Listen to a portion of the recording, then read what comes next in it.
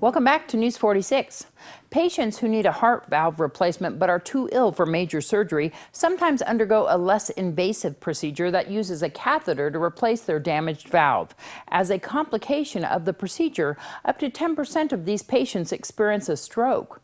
A new study looked at whether or not a filter device inserted into the blood vessels can help protect the brain from stroke by removing debris that is dislodged during the procedure. This health tip is brought to you by Desert View Hospital and Mountain Valley Physicians Group. Don't put your health on hold. We have time for you. Call us to schedule your appointment. 775-751-7100. A procedure is underway to replace this patient's diseased heart valve. It's called transcatheter aortic valve implantation, or TAVI. Instead of open heart surgery, doctors use a catheter to implant a new valve inside the old one. During this process, tissue and plaque in the blood vessels can become loose, traveling through the bloodstream to the brain. Because of the material, you have neurologic injuries and like little strokes or little cerebral infarcts. A cerebral protection device is a type of filter that is placed by catheter directly into the vessels that supply the brain. By using the filter, we are trying to capture this material and protect the brain. The device is designed to save brain tissue that would otherwise be killed by particles that occlude little vessels that supply the brain with blood and oxygen.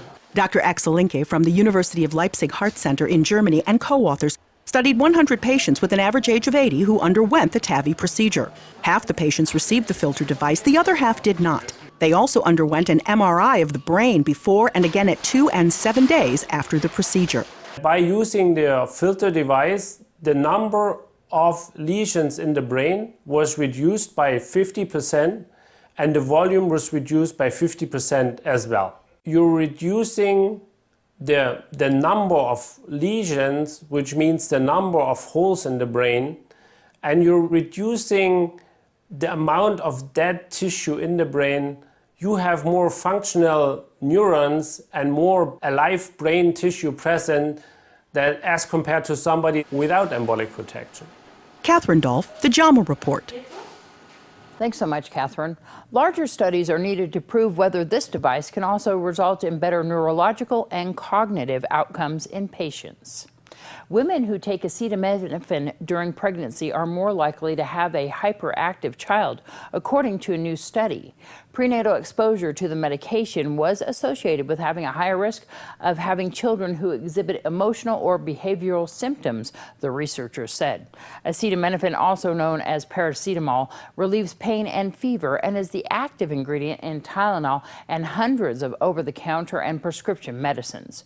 More than half of all pregnant women in the United States and Europe use acetaminophen, which is also found in medicines for allergies, colds, flu, and sleeplessness. Doctors say acetaminophen is considered safe to use during pregnancy. As with any medication used by mothers-to-be, it should be only used when necessary.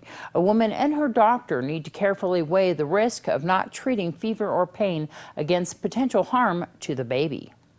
We caught up with Roland Dickey, who recently had an opening of their latest barbecue pit in the Albertsons Shopping Center. Roland is the CEO of the company Dickey's Barbecue, which his father founded 75 years ago. Well, we started in 1941, and my dad did. He died when I was 20. It was just a little stand then, didn't have tables and chairs. It'd be like, well, you think I was a hot dog stand. So my brother and I began to run that business and had to support our mom, and so we did, and we've built more stores since then, and now we open a new one every week. We have 600 stores. We're in 40 states, and we're the biggest barbecue chain in America by far. We're bigger than the next 2 or 3 behind us combined. So you're just traveling everywhere, aren't you? That's what I do. I travel around, open stores, yes, and can't make them all, but there's certain places like Pahrump that I really like, and I came here. I know that we spoke a little bit about barbecue this morning and kind of some of your secret recipes. Oh, they're not secret.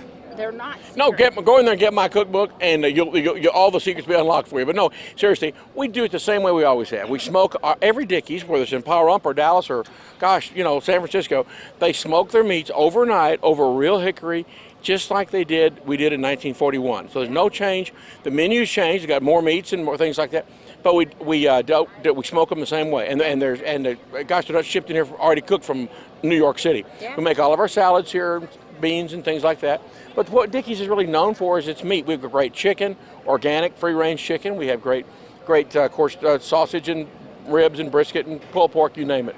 One of the things I really noticed was how much you guys try to keep everything so that everybody is trained across the board, so that it's uniform and that it's definitely, Exactly. You're going to get the We same stuff. operate something called Barbecue University, the only place like it in America. It takes a month, and you have to live in Dallas, go to this school for a solid month. I mean, it's a hardship, and pass to be a franchisee or their manager.